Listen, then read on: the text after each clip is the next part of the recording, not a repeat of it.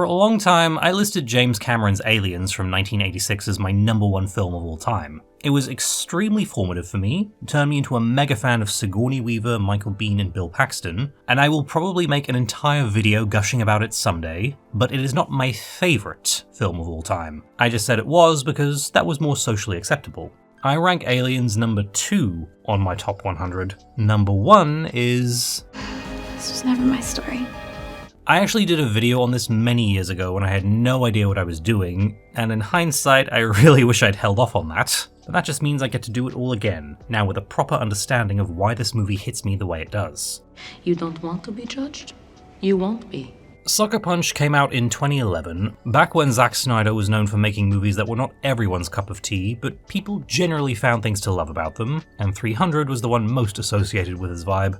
Sucker Punch was actually the last film he made before infamously joining the DCEU and becoming the most polarizing director in modern cinema. But anyway, I should stop stalling and actually talk about the movie we're here to discuss. It's every one of us who holds the power over the worlds we create.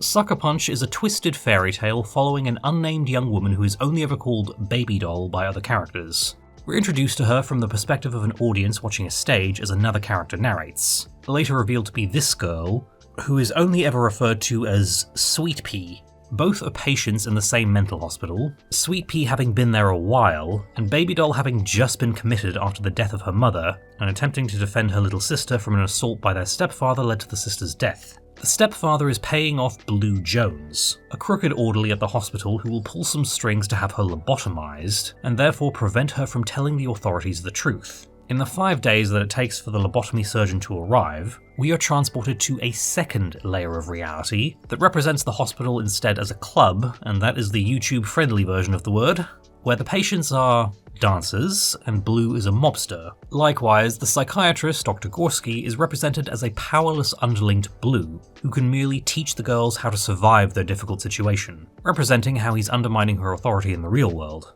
I teach them to survive. You. Baby Doll in this reality is now an orphan who is being sold to the High Roller, who represents the lobotomy surgeon in the real world, and she plans to escape before he comes for her, along with 3 other girls, Sweet Pea's rebellious little sister Rocket, the snarky yet vulnerable Blondie, and the timid yet dependable Amber, and eventually a reluctant Sweet Pea as well. They opt to steal 5 things that will help their escape, aided by Blue's obsession with Baby Doll's dancing. Every time she dances to distract whoever they need to steal an item from, we're transported to a third layer of reality where the girls are now action heroes fighting steampunk zombies, orcs, dragons, robots, etc. I loved this movie almost instantly, which can feel like a weird thing to say given its subject matter, but multiple years of learning and psychological unpacking, as well as watching the extended version, makes it easy to understand why. And for reference, I am treating the latter as the true version because it contains an additional scene before the ending that had to be cut to get a PG-13 rating, or more accurately, was ordered to be edited in such a way by execs that would have gone against the message. So deleted was better than warped. You want me to lie to you? No, I don't. But before I get into the deeper stuff, there's just so much superficial stuff I want to gush about. First of all, how amazing is Emily Browning in this movie? Where's Amber and Blondie? It's just us now. She's in nearly every scene, and the focal point of 99% of them for the first 20 minutes, and she doesn't speak a single word until those 20 minutes are up, but everything is in her face and eyes. She is literally telling a whole story with her eyes for the first act, expertly portraying someone who has become completely disconnected from her emotions without ever once coming across as flat. And her portrayal of Baby Doll slowly learning to feel again and rediscovering that protective big sister instinct that she lost to trauma is so compelling. She also merges that with action star charisma in the fantasy scenes, excellent chemistry with every person she shares a close moment with, and this subdued tenacity with Oscar Isaac, where every interaction between them is a battle of wills, all building to this moment where she fights back. Did you lose your fight? No. I just found it. She doesn't raise her voice or scream or match any of the hysterics and dramatics that he brings to sell his character, in effect conveying through their contrasting energies that she will always be better than him. And when she says he'll never have her, you feel all the power. He'll never have me. Ever. And the final goodbye between her and Sweet Pea, all the emotions. There's gotta be another way. No. I can fully get why she was Stephenie Meyer's first choice to play Bella Swan in Twilight, and while I love Kristen Stewart, all things considered, goodness knows how much heavy lifting Emily Browning would have done. I've often felt mixed things towards Abbie Cornish's performance, especially with regards to her accent, where even on my first watch I was very aware that it was a non-American putting on an accent, in contrast to Emily Browning's more naturalistic take. But at the same time, the forced quality feels intentional. This is Sweet Pea when we first meet her. I'm the star of the show, remember? And this is how she delivers her lines in the final scene in the real world. Thank you. She isn't a tough girl. She's a scared and vulnerable girl who has had to create a tough persona for herself so she can survive in a harsh environment. In the second layer of reality, she doesn't consider herself a victim. And in contrast to Blondie, who's snarky to begin with but is quickly won over by Baby Doll, Sweet Pea is the one most obviously performing cynicism and what she believes to be strength, so it kinda sorta works. And in a scene where she's faced with her sister's apparent death, her screams are so raw they're actually haunting. And again, make perfect sense for someone who spent most of her screen time performing and hiding behind a persona to convey strength. In fact, her crying scenes contrast with Emily Browning's, as Baby Doll is essentially in shock and has become disconnected from her emotions, while Sweet Pea has actively suppressed hers to project strength and avoid hurt. So you can feel the discomfort in her expressing them. Get her up, CJ! And she works very well with Emily in their last scenes together, where you can see Emily now taking the lead and being the strong one while Abbie gets to be softer. She also has some extremely believable sister chemistry with... We have to try. Okay. We'll try. But you gotta promise me 2 things. Rocket! Jenna Malone is an absolute delight in everything she appears in, and this movie is no exception. And while I haven't seen every single role of hers, I have noticed that she would be more likely to play Baby Doll or Sweet Pea. Gretchen from Donnie Darko, Joanna from The Hunger Games, or even Amy from The Ruins. All the more forceful foils to a more subdued protagonist. There to be the Han to the story's Luke. So you would not expect her to play the heart of the group, but she does, and she brings her own spin to a role that requires her to be kind and compassionate. Her interpretation reminds me a lot of how Lisa Kudrow says she created Phoebe from Friends. Fully committed to, it's okay. And even when confronted with, I'm not sure I feel like it's, the character doesn't feel like it's okay, but plowing through it. And so Rocket's compassion comes across almost as a defiance, and wanting to rebel where she can, where she is compassionate, but also fiercely protective in a subtle way. And Jenna Malone's chemistry with Emily Browning is so good, where they feel like lifelong best friends, or maybe a little more. Yeah, I support that headcanon, and it's in moments like these where you get the whole character and everything she's about. You okay? Yeah, let's just go. Passion is practically exploding out of her in this role, but that's not to say every scene is big. Sometimes she is very small and it is just as powerful. Have you just ever wanted to just take something back? You know, something you said, something you did. And there's the odd time where I think I could make an entire video analysing what a complete performance this is.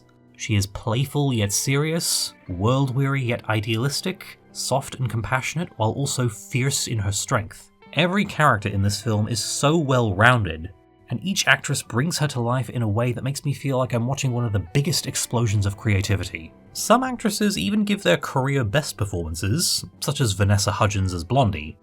Me too. He said everything would be okay. And since I've just gone back and watched her earlier roles like High School Musical and Beastly, which I unironically love, it's like I'm experiencing the same feeling when I first watched, seeing Vanessa Hudgens try to break away from her wholesome teen idol typecasting. And it was odd to see her as someone like Gabriella, who's more ingenue, because she definitely suits being tough and fiery, hitting that balance between conveying that you don't get on this girl's bad side, but never coming across as mean or bullying.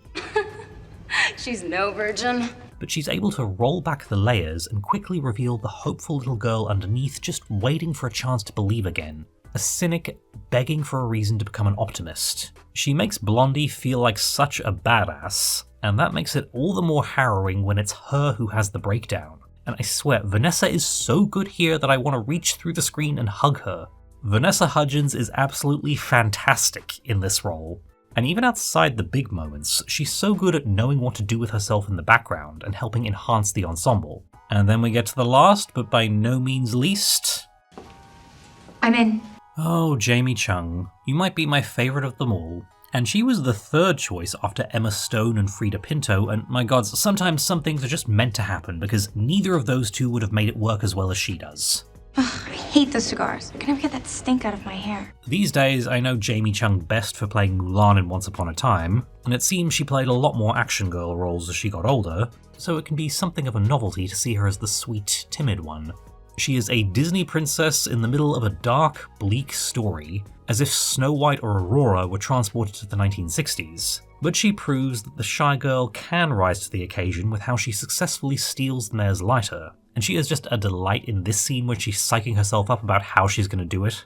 Yeah. Kiss the neck. You like that. In an interview with AfterBuzz, she talked about how this was her favourite film she'd ever done. And I thought what we made was beautiful. Like, I know some people were confused by it, but it's an experience that I will never forget. And you can feel it not just in the big scenes, but in all the background details she gives when the attention isn't on her. Like when Rocket is talking about how the cook attacked her, you can see Amber reacting like this, instantly telling us who she is. You can tell she loved being a part of this, and loved her character, who would probably be the thankless role as the least action-oriented in the fantasy sequences, but she knows how to bring a girl like Amber to life. And it's probably not surprising that she's a lot of people's favourite. This was my introduction to Jamie Chung's work, and I recommend Already Tomorrow in Hong Kong, where she stars with her husband, and she even makes Sorority Row tolerable, but this will always be my favourite of her roles. And when interviewed for Unscripted and asked if she could play any other character, she said, I would have to say Madame Gorski. Carla Gugino is here too, and watching this movie becomes very amusing if you do so alongside The Haunting of Hill House, where she's on the other side, and also f***ing amazing in it. Seriously, she is one of the most exciting actresses to watch. And while Mike Flanagan is the one with whom she's put on her best work, Zack Snyder is a close second. Like, beforehand I'd only known her for meh roles like Race to Witch Mountain and Sin City, which is a good movie, but she has a thankless part in it. But Watchmen and Sucker Punch put me on notice, so that by the time she killed it in Hill House, I wasn't surprised. She really does disappear into her roles. And while the accent is laid on very thick, there's a commitment coming from her that really works. Where are you right now? Are you with us or not? And actually, she demonstrates her versatility in a way that the other 5 actresses don't get to. As the character who we see the most of in the real world, and the second layer of reality, she's really playing 2 roles. In the second layer, she plays Vera Gorski as she's interpreted through her patient's psyche, a powerless madam who teaches younger girls to put on a smile and power through. And in the real world, she's as she truly is, a dedicated psychiatrist who sincerely wants to help her patients recover. I don't know how to describe this without sounding like a member of her fan club, even though I am unofficially. She's so good that you literally feel like she's playing 2 different people between the layers. That won't be necessary. Get him out of here. You also get to see her sing and dance during the extended cut, with a performance of Love is a Drug, which by the way is also expertly staged and performed in a way that it sets the table for the dynamic between Blue and Gorski. In the real world, she's his superior, but he's undermining her and treating the girls like his things, which you can see represented in this number, where she constantly has the attention stolen from her and he makes it all about him, while also still giving her these little bits to do so she doesn't feel underused. And yeah, about Oscar Isaac. I need this bullshit to stop! First of all, fantastic actor, and among my top 10 favourites of all time. Second, how about a round of applause for his complete lack of vanity? He has to play the misogynist villain in a female empowerment story, there to be irredeemably vile and rotten to the core, and he does it so perfectly, never once slipping into caricature or only playing one dimension. And look, I know I've often said that intense acting doesn't necessarily equal good acting, but sometimes intense is what the occasion calls for, and Oscar Isaac is not one to ignore the call. Yes! Yeah, look! I want you to look at what you did! This character is terrifying, especially in this scene, where the plan has been exposed and he's going to make good on those threats he's been dropping for half the movie. Other characters have warned us that blue is not to be crossed, and while in some cases what you don't see is scarier than what you do, this is one case where the payoff delivers the setup. Plotting to take from me my most precious possessions, your very self. I sometimes can barely breathe watching this scene because I feel all the intensity. We've all known a person like this, and we've all been in situations where the person with the temper is boiling over and there's nothing you can do about it but just stand there and try to withstand it. And it might seem weird that I keep calling this my favourite film when it has such a horrifying scene in it, but I'm also reminded of another film that tackles similarly dark subject matter and is very polarising because of it. But the way it's presented really speaks to me and is extremely compelling. You wrote me a poem once. You called yourself More. The Lovely Bones is a film that came out only a couple of years before Sucker Punch, based on a book by Alice Sebold, revolving around Susie Salmon, a 14-year-old girl who is murdered by her neighbour, and we continue to follow her in the in-between as she comes to terms with what happened to her, and seeing how her family copes. It is not for everyone, and definitely hits close to home for a lot of people, and that's what can make it so alienating, because who wants to watch a family grieve their 14-year-old daughter for years while her spirit refuses to move on? But I remember having one of those random deep conversations you tend to have when it's getting late in the bar, and a girl I only met the once talked about how it was her favourite film, saying the same thing I just said in that it tackles some horrifying subject matter, but there's almost a poetry to the way it's handled. There is beauty within the tragedy, part of which is down to Peter Jackson's fantastic direction, and the scene that I'll never not be moved by is when Susie briefly switches places with Ruth, the psychic girl who's aware she hasn't moved on, and gets the chance to say goodbye to the boy she liked and had agreed to a date with right before she died. And in contrast to the book, where the sequence is very yikes, the film changes it to just a kiss, and the moment has haunted me ever since I first watched. You're beautiful, Susie Salmon. I think what it means for me is that a lot of narratives are about preventing the terrible thing, or even when you can't, still stopping it in time so that its effect won't be too bad, with the implication that it's game over if you fail. Like, I love Sleeping Beauty where Philip slays a dragon and wakes Aurora from her sleep, saving the entire kingdom, and that's great. But what if he didn't? What would happen then? In films like Sucker Punch and The Lovely Bones, the terrible thing happens and there's no off-ramp or reset button. The teenage girl stays murdered, the family won't be the same again, and the killer is never truly brought to justice. And the mother dies, the little sister follows her, and the trauma breaks our main character, with the first act making it clear that lobotomy is going to happen anyway. But The Lovely Bones in the former's title refers to the things that grow around the tragedy, making for a message that yes, sometimes bad things just happen to you and they can't be taken back, but that doesn't mean life is fully over. And actually, I didn't realise how dark Sucker Punch truly was when I first watched because, honestly, that was my reality. I was a year or two into my pro wrestling training as well as my time in film school, which I still have nightmare flashbacks of to this day, like every film student. I met my share of people like Blue in both places and others, and was in situations that remind me a lot of this scene. And with all the horror stories from both industries catching up to me, I ended up in counselling in early 2022, and my counsellor, who ironically does not like this movie, put things in perspective by saying, "View this as your superhero origin story." And what is it Madame Gorski says to Baby Doll before the first dance? You have all the weapons you need. Now fight. The difference between the two layers of fantasy actually make all the difference. In this one, this is how they feel as a result of Blue objectifying them, and being mistreated by multiple men, to the point that Sweet Pea calls herself the star of the show as a way of coping by being like, well, they must want me because I'm the best, even though it still disgusts her. In these ones, however, it's a fantasy of their choosing. They feel helpless in this layer, but they make themselves unstoppable in this one. They make themselves the heroes, and first find strength in imagination so they can fight back in reality. As the movie's tagline goes, reality is a prison, your mind can set you free. And when you're dealing with mental health problems, well, there's a reason we call them personal demons. Sometimes finding the strength to simply get out of bed in the morning is like a battle. And by the time you've done the thing that felt impossible, it feels like you have just slayed a dragon.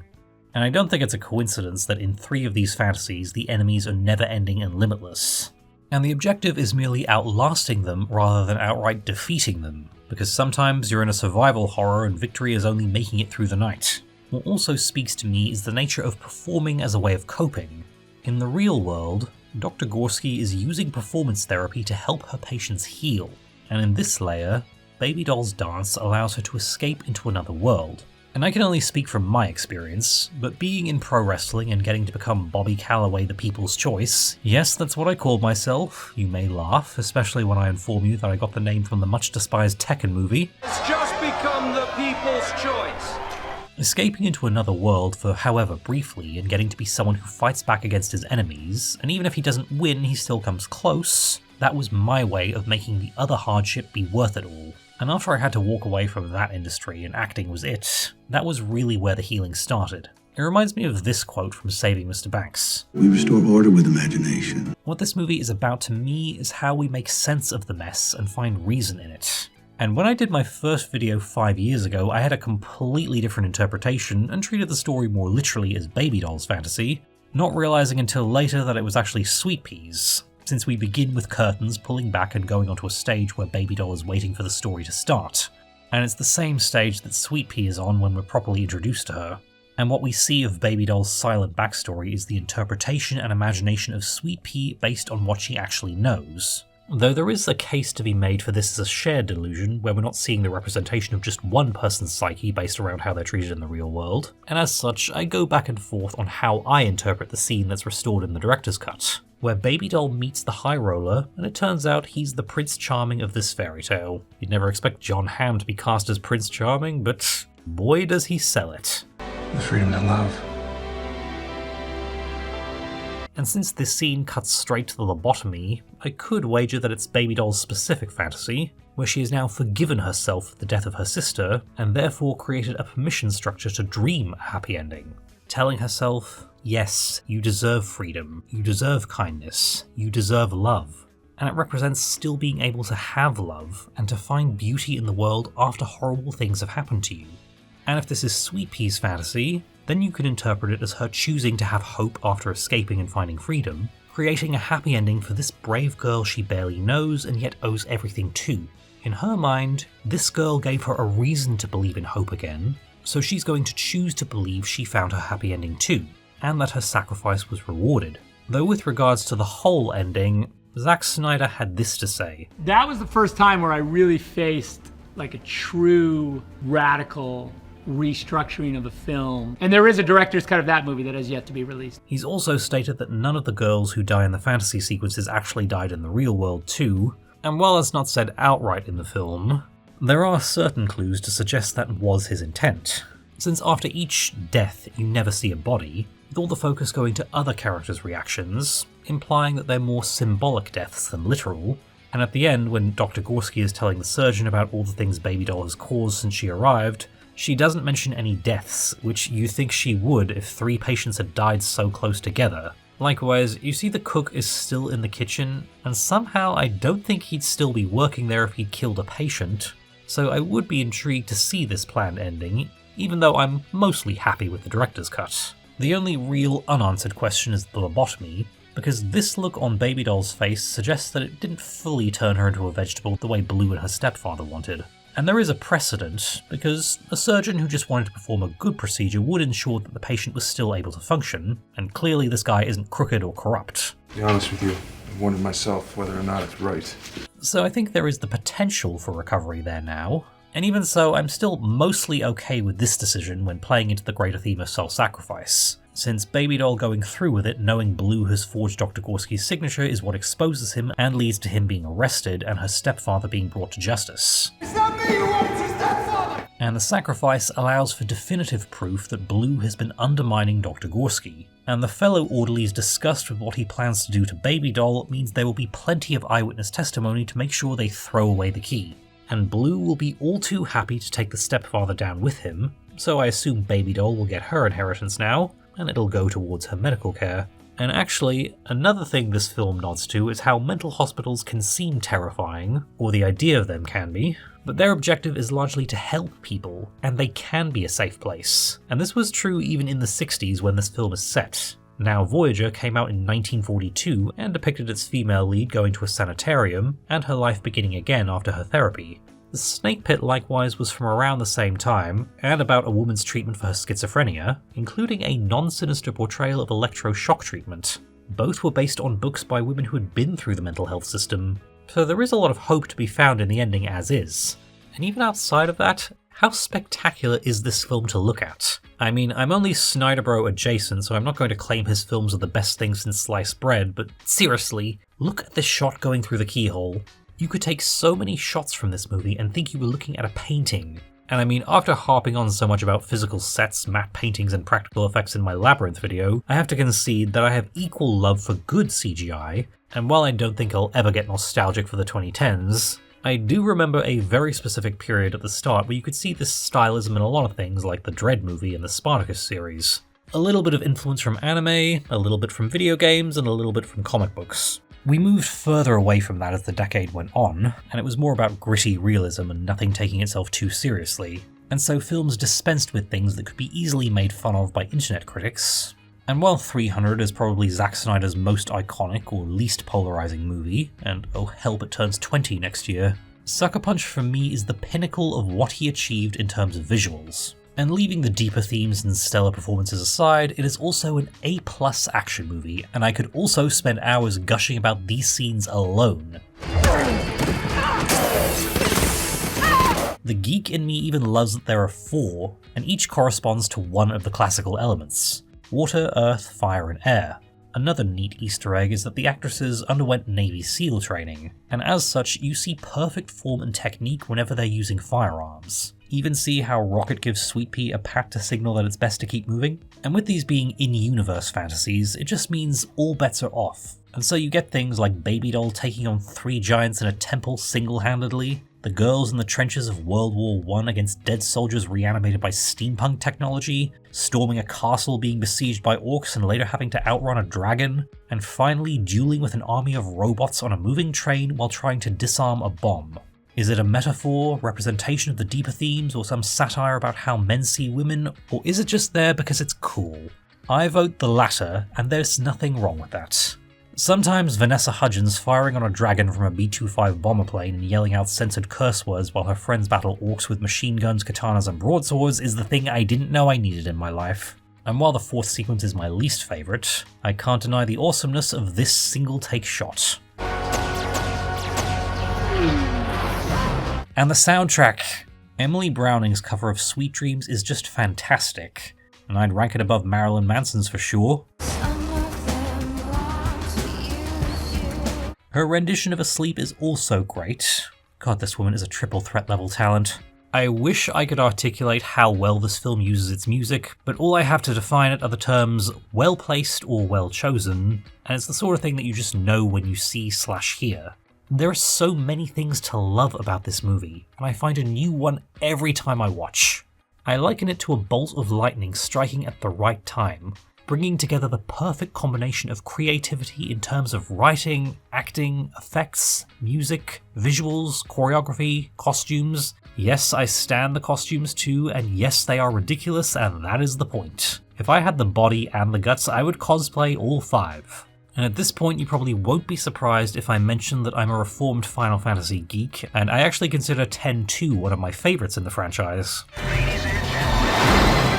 In some ways, it's hard to believe that Sucker Punch is about to turn 15, because it can feel like just last week that I popped the DVD in for the first time and was transfixed. But in others, it's easy to believe, because it feels like a movie from a different time.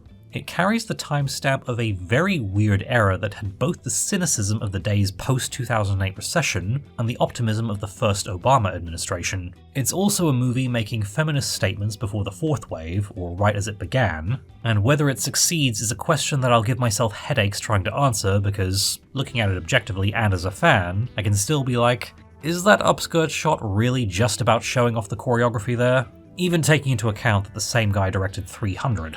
And it is very much a man's attempt at telling a feminist story, which isn't always a bad thing, since there are plenty of women-told feminist stories that failed, and women-told men's stories that succeeded for that matter. And now we've reached the point where we're outright rejecting stories that feel lab-grown or factory-assembled to be feminist-approved, or more likely, cancel-proof. And I can only speak for myself, but these days I long for imperfection. and the flaws that come from telling a story from a place of passion, primarily because you just want it to exist. There's an integrity to not killing your darlings, and letting your story be what it is, knowing not everyone is going to like it, or even get it. To me, it's like the difference between looking at a picture that's been run through Instagram filters, or a face that's had all this plastic surgery to look perfect, and one without all that succeeds in being beautiful and captivating because its imperfections make it itself. I could find plenty of flaws if I really wanted to go through Sucker Punch and nitpick it to death, and you can dissect and deconstruct, but the goosebumps always come as soon as that cover of Sweet Dreams starts.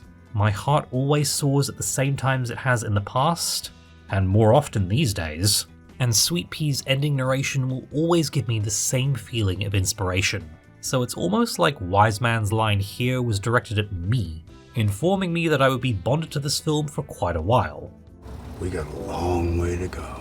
And even though this is my second video on it, I still feel like I barely scratched the surface in addressing what it means to me in particular. It's one that I will never get tired of showing to friends, and seeing how people with an open mind are ready to interact with it, but I've definitely rambled on for long enough, even if it is to be expected when I'm talking about my favourite film of all time. So here's to you, Zach. We don't always see eye to eye, but you did good this time around. You have all the weapons you need. Now fight.